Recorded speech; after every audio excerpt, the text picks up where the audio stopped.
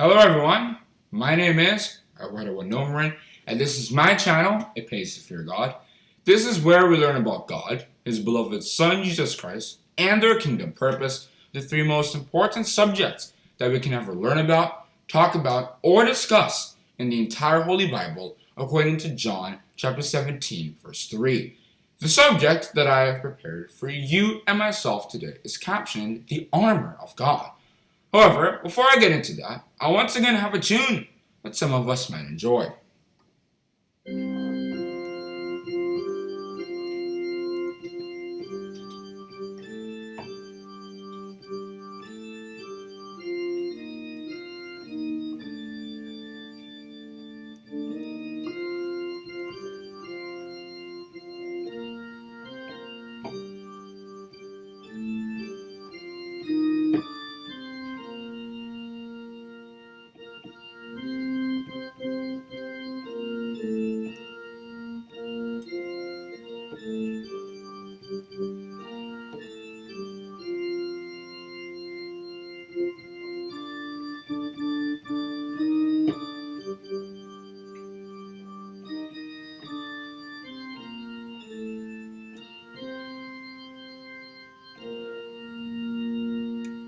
Once again, the subject that I have prepared for you and myself today is captioned The Armour of God. The Armour of God is a very easy subject to understand once we know how the physical armor works. And St. Paul tied it together very well in Ephesians chapter 6 from verses 10 right down to 17. In those 8 verses, St. Paul enumerated the different parts of the armor, starting off with the girdle in Ephesians chapter 6 verse 14. The girdle is like a belt, or was a belt, obviously, because nowadays military technology has advanced beyond metal and iron. But before, you'd have a belt, a girdle, as the Bible would put it, that would allow all the other parts of the armor to be secure, and it would be like a belt that we usually wear from time to time. Then there would be a breastplate, a big part of the armor that would go in front of your heart and chest, so that if any weapons are flying around, it does not affect your heart. Then there'd be your feet being shod, as the King James Version would say, or covered, just as how we wear shoes if we generally want to go outside. Then there is our shield of faith, very important, our helmet too, and our sword. Not everything is just for defending ourselves. We also have to actually oppose the opponent, and that would be what our sword is for. And all of those things mean very important things in the spiritual armor of God. We must not be caring about the physical armor, but the spiritual armor of God, the armor of light, according to Romans chapter 13, verse 12.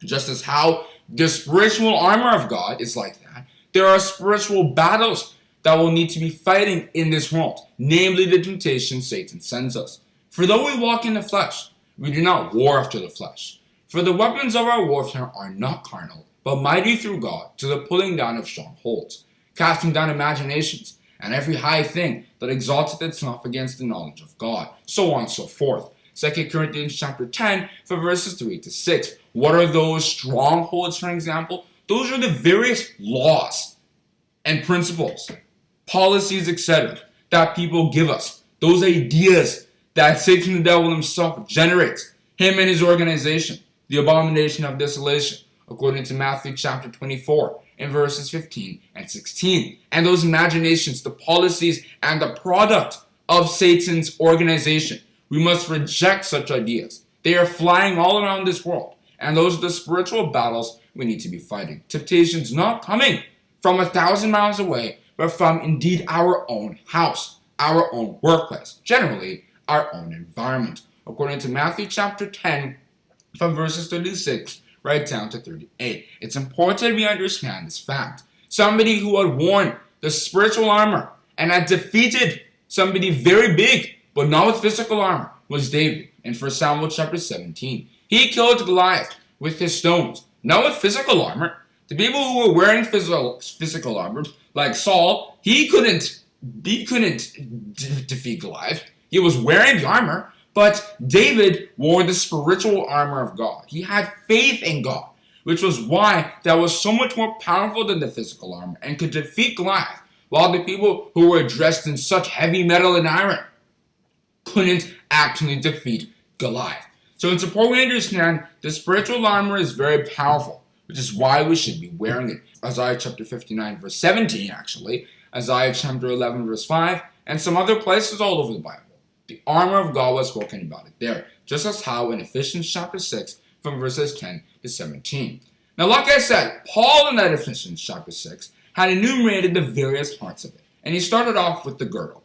The girdle, as I said before, was a belt that would go around your body and would prevent the other parts from not being secured. Similarly, the truth of Christ that we are supposed to be studying is necessary because it's building that foundation at which we're going to be worshiping God, building our own house.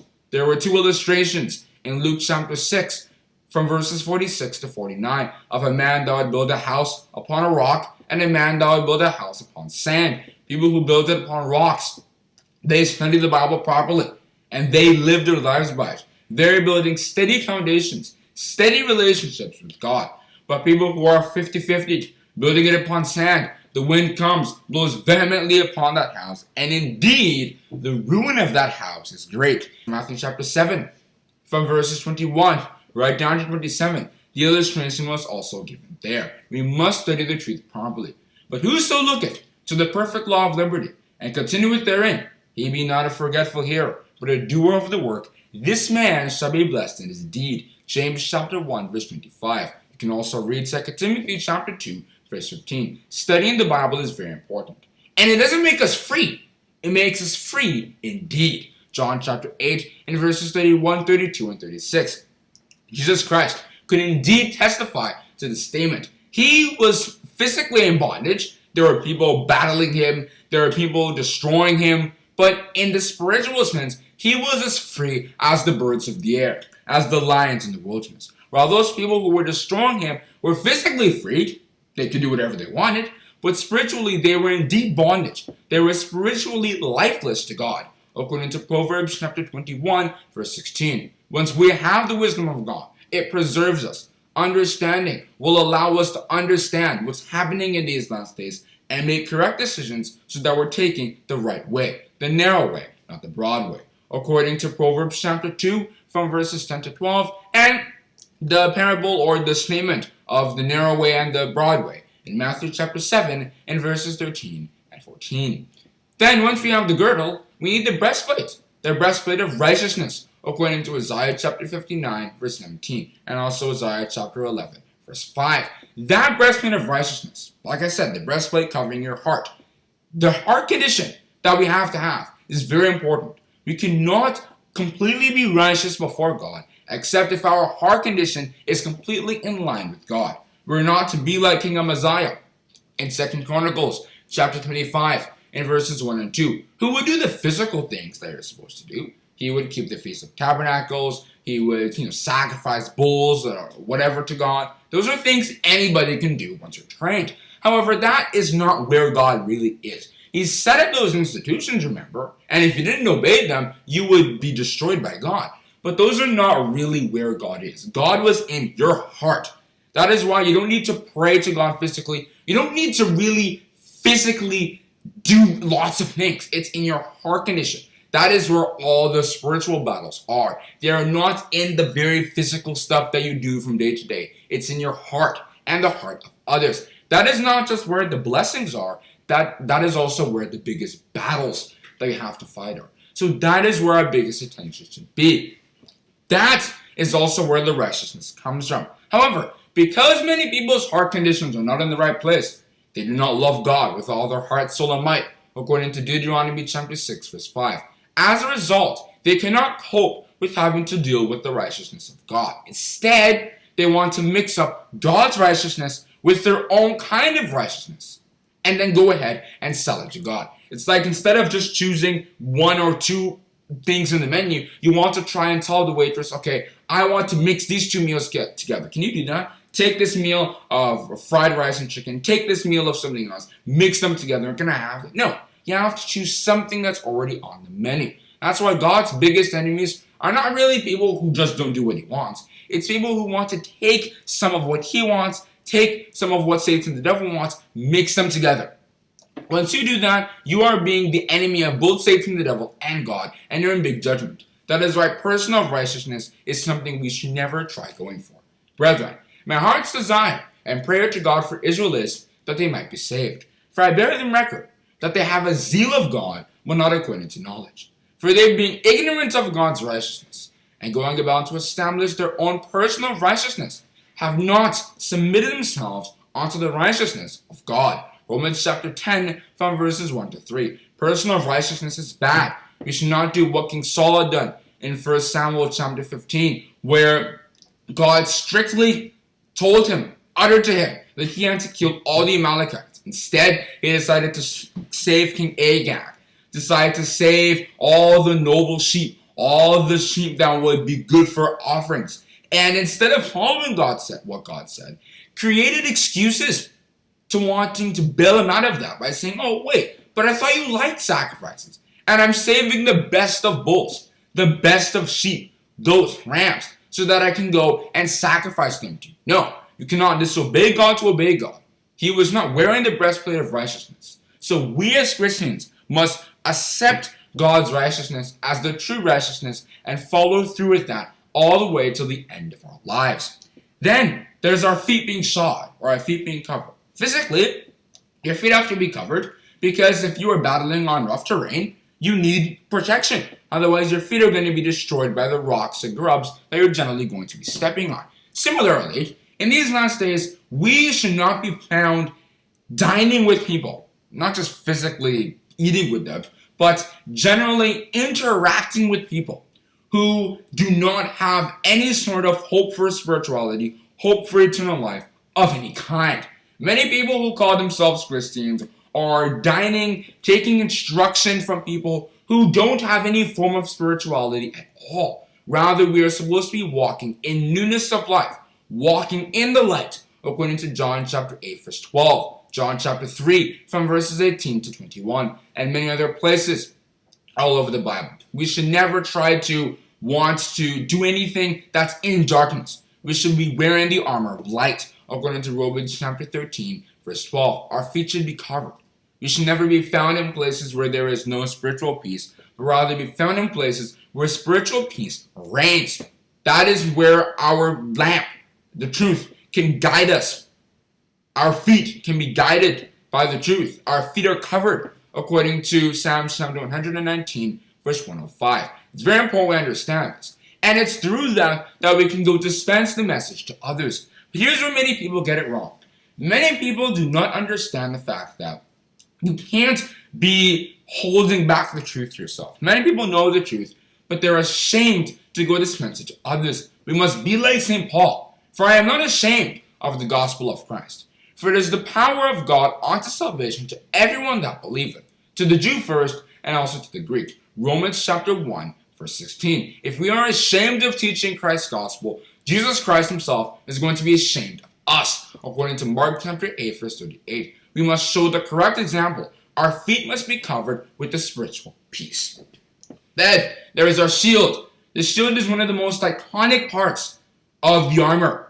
Physically, you hold the shield, you deflect all the kinds of weapons that are going to be thrown at you, whether it's a sword that somebody wants to use to kill you, or whether it's a bow and arrow or a bullet or whatever it is.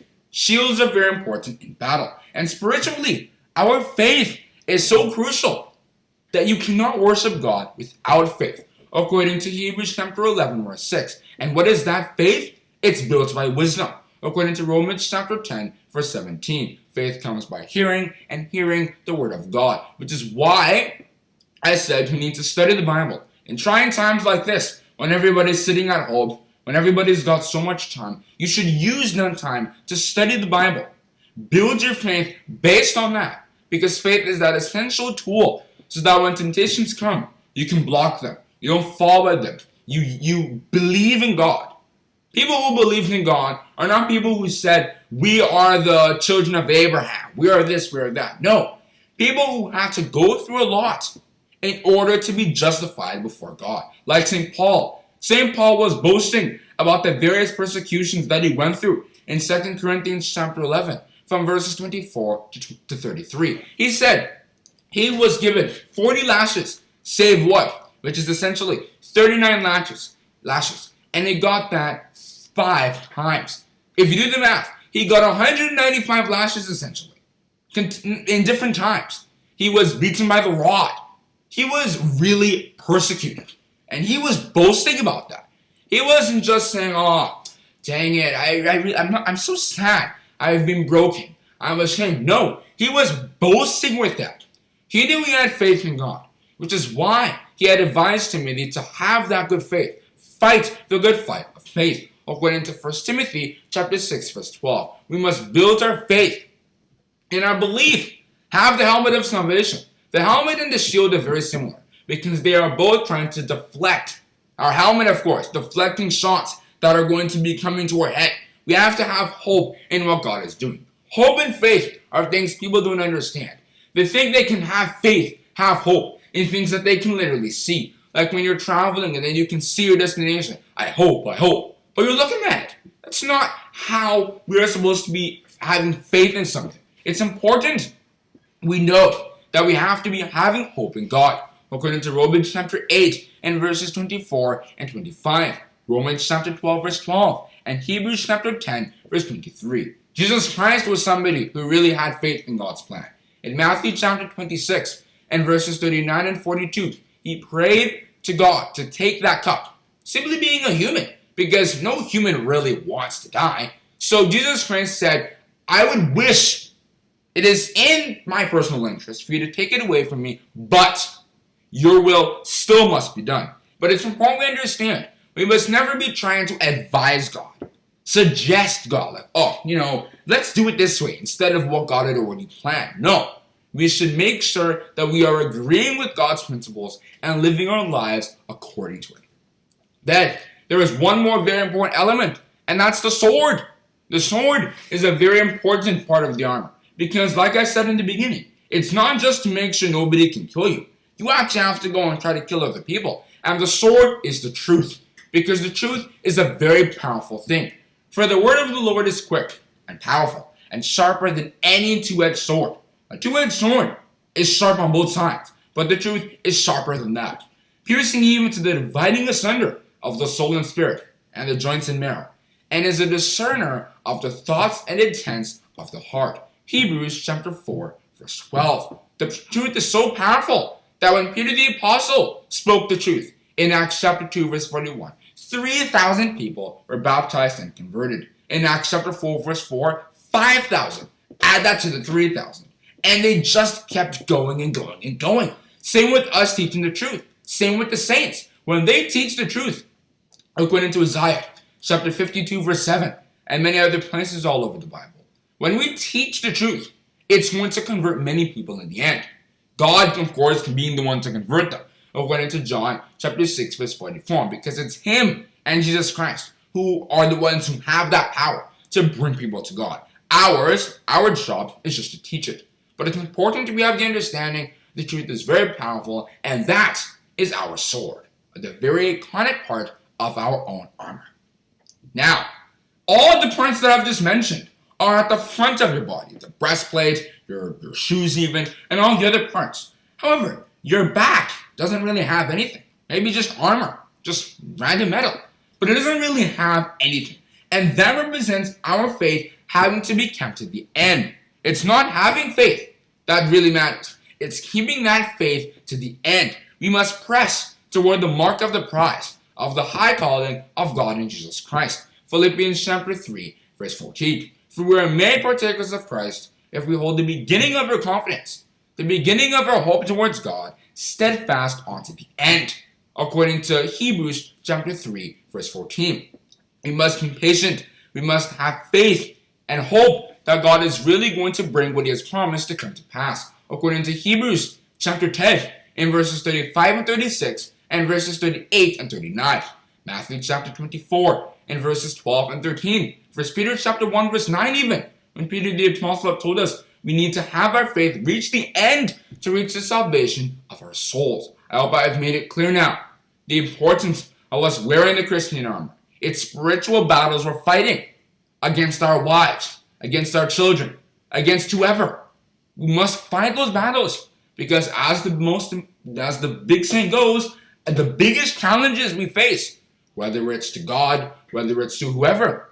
Those biggest challenges are going to end up bringing the greatest rewards. Fighting that good fight of faith makes us say what St. Paul had stated in 2 Timothy chapter 4, from verses 6 to 8, that he fought the good fight of faith, and now he was just waiting for him to die as usual, and then be resurrected by God, according to John chapter 5, in verses 28 and 29, and inherit all the rewards. Him being an apostle, meaning that he was going to heaven to inherit those rewards, from us inheriting them on earth, according to Matthew chapter 5, verse 5, and Psalm chapter 37, in verses 10 and 11. And I choose to end my talk on the subject, the armor of God, to conclude this episode, and once again have a tune that some of us might enjoy.